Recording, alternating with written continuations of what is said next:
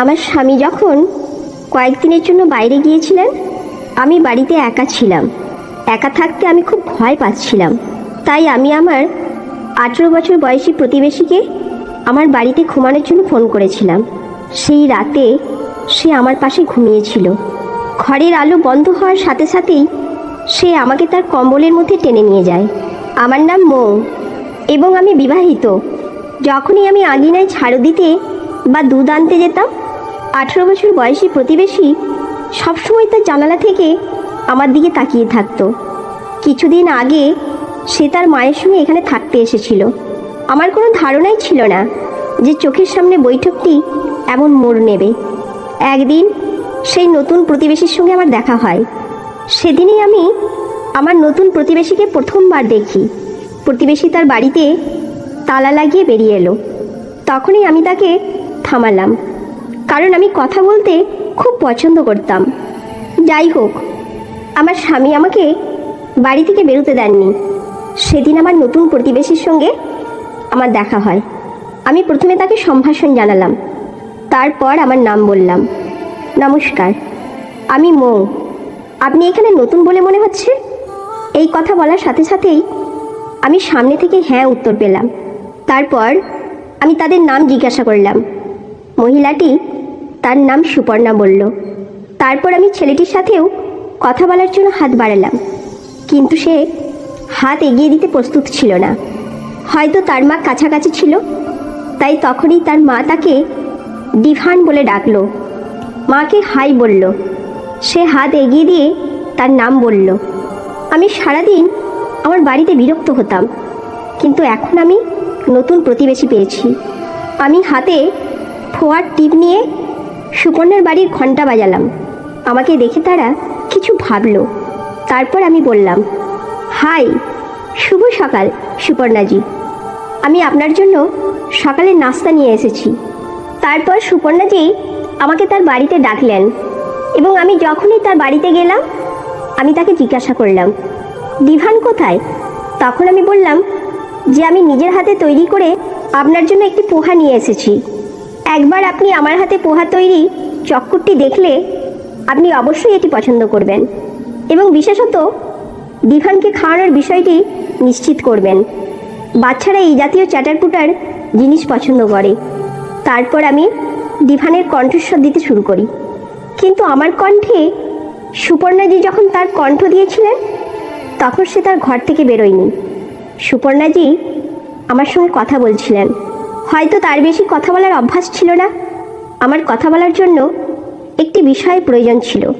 তাই আমি সুপর্ণাজিকে জিজ্ঞাসা করলাম, এটা আপনার ছেলে? আপনাকে দেখতে খুব তরুণ এবং আপনার একটি 18 বছরের ছেলে আছে।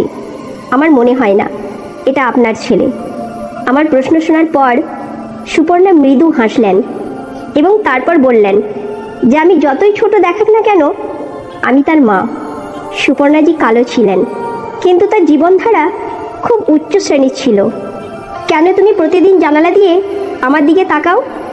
সুপর্ণাজি আমার প্রশ্ন শোনার সাথে সাথেই রাগান্বিত হয়ে তার দিকে তাকালেন এবং তারপর বললেন, আমি কেন আপনার দিকে তাকাবো? আমি পাখিদের ভালোবাসি, তাই আমি সেই গাছে একটি তোতা পাখি বসে থাকতে দেখি।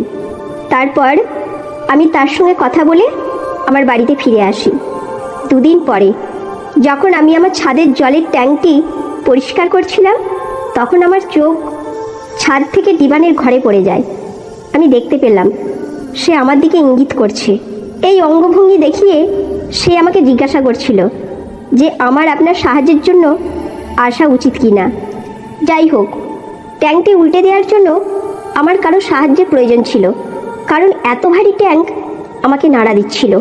তারপর আমি তাকে একটি অঙ্গিভঙ্গি নিয়ে আসতে বলেছিলাম। হয়তো সে আমাকে আমার মায়ের কাছ থেকে অনুমতি নিতে বলেছিল, তাই আমি তার বাড়িতে গিয়েছিলাম। আমি যখনই দরজার ঘন্টা বাজালাম, সুপর্ণাজি দরজা খুললেন। আমি তাকে বললাম যে আমাকে আমার বাড়ির ট্যাঙ্ক পরিষ্কার করতে হবে। আমার ডিভানের কাছ থেকে একটু সাহায্য দরকার। আপনি কি তাকে আমার সাথে কিছু সময়ের জন্য পাঠাতে পারেন? তাদের অভিব্যক্তি ছিল যে তারা তাকে পাঠাতে চায় না, তবুও আমি তাদের অনুরোধ করেছিলাম। তারপর তারা বলেছিল, আপনি এগিয়ে যান, আমি অবিলম্বে তাকে পাঠাচ্ছি। তারপর আমি আমার ছাদে এলাম এবং কিছু সময় পরে ডিভানও সেখানে এসেছিল। তখন আমি ট্যাঙ্কের দিকে ফিরে যাওয়ার সাথে সাথে তাকে ট্যাঙ্কটি পরিষ্কার করতে সাহায্য করতে বলেছিলাম। ডিভান পেছন থেকে আমার শাড়ির পাড় টানতে শুরু করে এবং তারপর সে আমার দিকে অদ্ভুত অঙ্গিভঙ্গি করতে শুরু করে। ছেলেটি কেন এটা করছে? তারপর আমি তাকে জিজ্ঞাসা করলাম, তুমি কি করছো? যদি কিছু বলতে চাও আমাকে বলো, যদি না হয় আমাকে ট্যাঙ্ক থেকে জল বের করতে সাহায্য করো। আমি কথা বলছিলাম কিন্তু সে আমার কথা শুনছিল না। তখন রাগে আমি তাকে বললাম যে আমি আপনাকে এখানে ট্যাঙ্ক পরিষ্কার করতে রেখেছি, আমাকে সাহায্য করুন যেন আমি আমার রসিকতা না দেখি এবং বাকি জিনিসগুলি ছেড়ে দিই। এই বিষয়ে ডিভান বলে, মা আমাকে বলেছিল জামা কাপড় ভিজিয়ে না দিতে।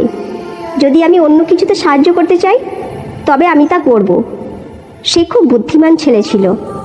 তারপর থেকে আমি মগ থেকে জল বের করে ট্যাঙ্ক খালি করার চেষ্টা করছিলাম, কিন্তু সে কাছেই পাইপের পাতার মোজা বিশেষ নিয়ে এসে পাইপের পাতার মোজা বিশেষের একটা অংশ ট্যাঙ্কে ঢুকিয়ে দেয় আর অন্য অংশটা মুখে নিয়ে ট্যাঙ্ক থেকে জল তুলতে শুরু করে। এটি করার মাধ্যমে ট্যাঙ্কের জল ধীরে ধীরে বেরিয়ে আসতে শুরু করে। যেহেতু আমি ডিভানকে খুব গম্ভীর মুখ দেখতে পাচ্ছিলাম, তাই আমি তার ওপর একটু জল ছিটিয়ে দিয়েছিলাম যাতে সে কিছু মজা করতে পারে। সে আমাকে পুরোপুরি ভিজিয়ে দেয়। তারপর সে আমাকে নিয়ে ঠাট্টা করে এবং সঙ্গে সঙ্গে ক্ষমা চায়। সেই সময় আমি একেবারে স্তব্ধ হয়ে গিয়েছিলাম। এখন তার চোখ আমার ভিজে শরীরের দিকে ঘুরছিল।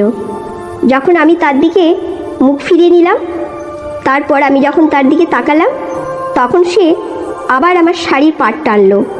গত কয়েকদিন ধরে আমাদের পরিচয় জানা ছিল, কিন্তু আজ আমাকে সুন্দর দেখাচ্ছিল। ঠিক আছে, ট্যাঙ্ক পরিষ্কার করার পরে আমি নতুন ট্যাঙ্কে পরিষ্কার জল পূরণ করতে শুরু করি। তারপর আমি আমার সাথে ডিভানকে বাড়িতে নিয়ে আসি। এই মুহূর্তে আমি তার উপর প্রচুর জলও ছুঁড়ে ফেলেছি। তার মা যদি তাকে ভেজা পোশাকে দেখতে পেতেন তাহলে তিনি আমার জন্য তিরস্কার করতেন এবং আমি তা চাইনি। তাই আমি আমার হাত দিয়ে তার ভেজা চুল মুছতে শুরু করি। আমি তার চুল মুছছিলাম, তারপর সে সোফায় বসেছিল এবং আমি দাঁড়িয়ে তার চুল মুছছিলাম। হঠাৎ আমি আমার শরীরের ওপর তার হাতের ছোঁয়া অনুভব করি এবং সঙ্গে সঙ্গে আমি তার কাছ থেকে সরে যাই। তারপর আমি বললাম, ডিভান, সে কি করছে? সে বলল, আমি তোমার হাত ধরছিলাম, কিন্তু ভুল করে আমার হাত ভুল জায়গায় চলে গেছে। আমি তাকে ভুলের জন্য ক্ষমা করে দিয়েছিলাম। তিনি আরও বলেন, আপনি কত ভালো। আমি যদি আপনার সাথে পুরো দিন কাটাতে পারি তবে কত মজা হবে। আমি হেসে ফেললাম। এর পিছনের উদ্দেশ্য বুঝতে পারলাম না। সেদিন রাতে আমি আমার স্বামীকে সহজভাবে বললাম, আদিত্য, তুমি আমার সাথে কখনো কথা বলবে না। আমি সারাদিন বাড়িতে খুব বিরক্ত। কেন আমরা কয়েকদিনের জন্য বাইরে যাই না? আদিত্য আমাকে চিৎকার করে বললেন, বাড়িতে বসে থাকা ছাড়া আপনার আর কিছু করার নেই। বাড়িতে বসে খাওয়া দাওয়া করা, এই গল্পের মাধ্যমে আমরা শিখতে পারি যে জীবনের যে কোনো পরিস্থিতিতে আমাদের উচিত সতর্কতা এবং সচেতনতা অবলম্বন করা। কখনো কখনো আশেপাশে মানুষের আচরণ আমাদের বুঝতে পারে না, কিন্তু সেই আচরণ যদি আমাদের অসুবিধার কারণ হয়ে দাঁড়ায় তাহলে আমাদের নিজেদের সীমানা নির্ধারণ করা প্রয়োজন। ময়ের এই অভিজ্ঞতা আমাদের শেখায় যে যে কেউ আমাদের ব্যক্তিগত জীবন এবং নিরাপত্তার উপর প্রভাব ফেলতে পারে। তার সাথে সম্পর্কিত কোনো অস্বস্তিকর পরিস্থিতি এড়ানোর জন্য সতর্ক থাকা উচিত। এছাড়াও ব্যক্তিগত সীমাবদ্ধতা এবং নিরাপত্তা মেনে চলার গুরুত্ব অপরিসীম। সবার সাথে স্বাস্থ্যকর সম্পর্ক বজায় রাখা উচিত এবং ব্যক্তিগত বোধ এবং সীমারেখা স্পষ্ট থাকা প্রয়োজন। সম্পর্কের যে কোনো সমস্যা মোকাবিলা করার সময় একটি স্থিতিশীল এবং চিন্তাশীল মনোভাব অবলম্বন করা আমাদের সবার জন্য লাভজনক। আমাদের জীবনের প্রতিটি মুহূর্তকে যত্ন সহকারে পরিচালনা করা উচিত এবং এমন কোনো পরিস্থিতি এড়ানোর চেষ্টা করা উচিত যা আমাদের মানসিক শান্তি ও স্বস্তি নষ্ট করে দিতে পারে। আশা করি এই গল্পটি আপনাদের জীবনে সহায়ক প্রমাণিত হবে এবং আপনাদের আরও সাবধানী এবং সচেতন করবে। তো বন্ধুরা, এই শিক্ষণীয় গল্পটি আপনাদের কেমন লাগলো অবশ্যই কমেন্ট করে জানাবেন। ভালো লাগলে একটি লাইক করে চ্যানেলটি সাবস্ক্রাইব করে নেবেন। ধন্যবাদ।